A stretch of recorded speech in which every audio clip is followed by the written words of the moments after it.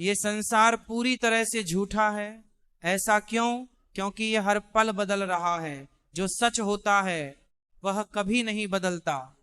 झूठी चीजें ही बार बार रूप बदलती रहती हैं। हम सब इसका जीता जागता प्रमाण हैं।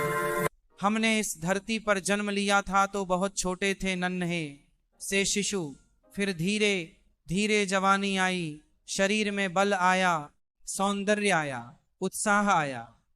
उसके बाद बुढ़ापा आया, बाल सफेद हुए, त्वचा ढीली पड़ गई, जोर कम हुआ, आंखों की रोशनी फीकी पड़ गई। हमारा शरीर, हमारी शक्ति, हमारी यादें, सब कुछ बदल गया। अगर हम भी बदल रहे हैं तो हम में भी सच्चाई कहाँ बची? इसका सीधा अर्थ है कि न ये संसार सच्चा है न हम सच्चे हैं। अब सोचिए, संसार और हम दोनों से जब परिवर्तन हट जाए तो क्या बचता है? वही बचता है जो कभी नहीं बदलता, वही परम सत्य। संसार तो झूठा है, ये बात तो मान ली ना, हाँ या ना? संसार कैसे झूठा है?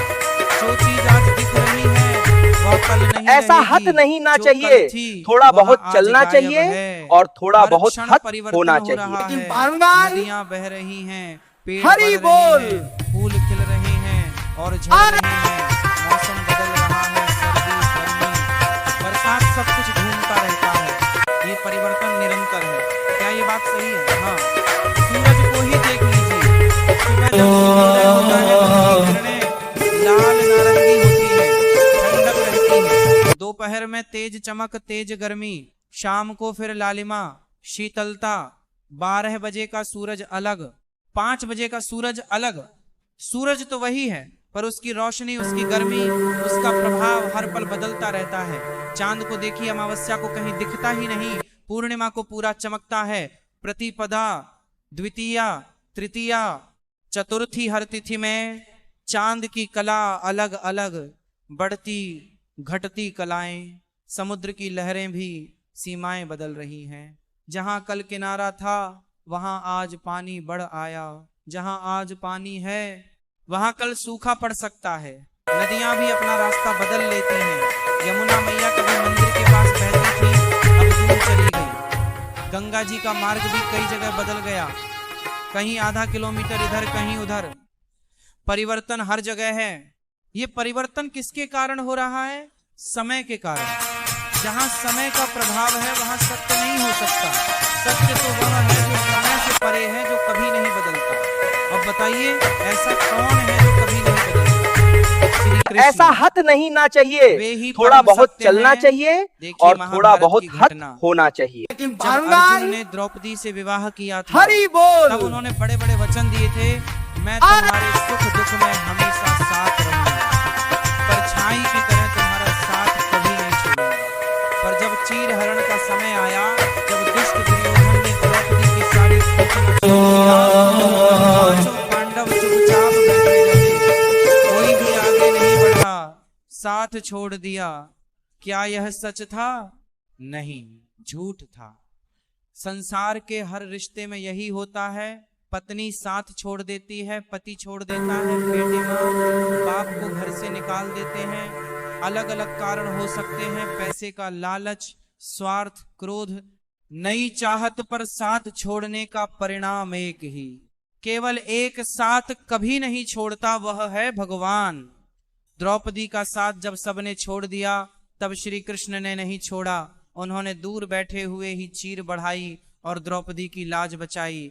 इसलिए संसार झूठा है, क्योंकि यहाँ सब कुछ क्षणभंगुर है। रिश्ते झूठे, वादे झूठे, वचन झूठे, पर भगवान सत्य है। अब सवाल यह है, सब कुछ झूठा है, फिर भी यह झूठा संसार इतना सच्चा क्यों लगता है? इसका जवाब जादू में छिपा है। पहले गांव जादूगर आते थे। एक जादूगर ने एक बच्चे को जाल में बांधा, कपड़ा डाला और बच्चा गायब। जाल खोला तो कबूतर उड़ गया। ऐसा हद नहीं ना चाहिए, थोड़ा बहुत चलना चाहिए और थोड़ा बहुत हद होना चाहिए। ठीक वैसे ही फिल्में, स्क्रीन पर अमिताभ बच्चन रो रहे हैं, बेटों ने सेवा नहीं की, माँ बाप को तड़पाया, देखते समय आंसू आ जाते हैं। पर क्या उनकी असली जिंदगी ऐसी थी? नहीं।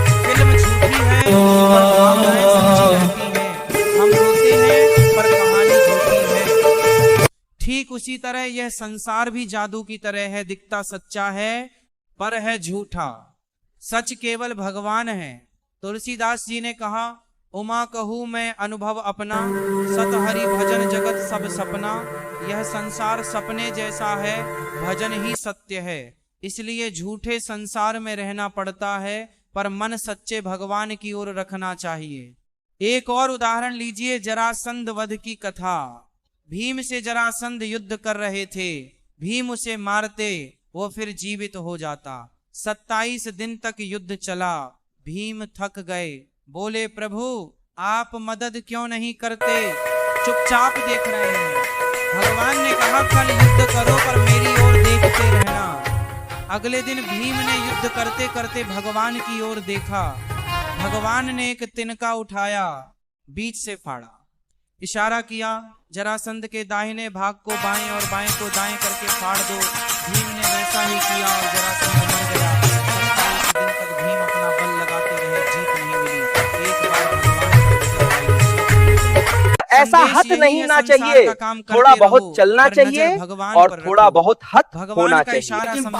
भगवद गीता यही इशारा है। हरि बोल। फलेषु कदाचन, कर्म करो, फल की चिंता मत करो, फल देने वाला मैं हूँ।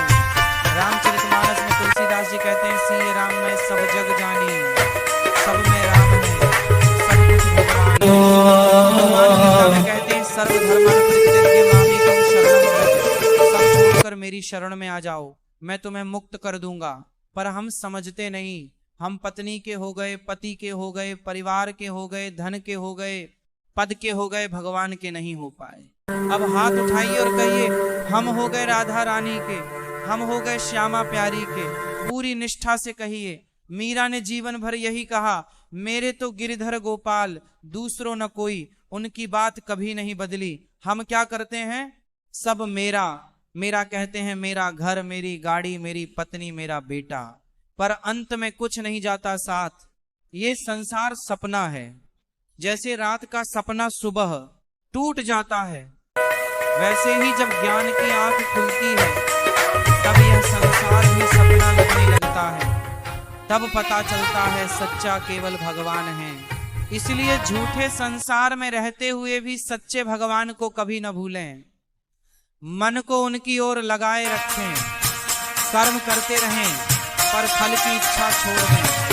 रिश्तों में प्रेम रखें, पर आसक्ति न रखें, क्योंकि आसक्ति ही दुख देती है। भगवान ऐसा हट नहीं ना चाहिए, थोड़ा बहुत चलना चाहिए और थोड़ा बहुत हट होना चाहिए। परम सत्य है।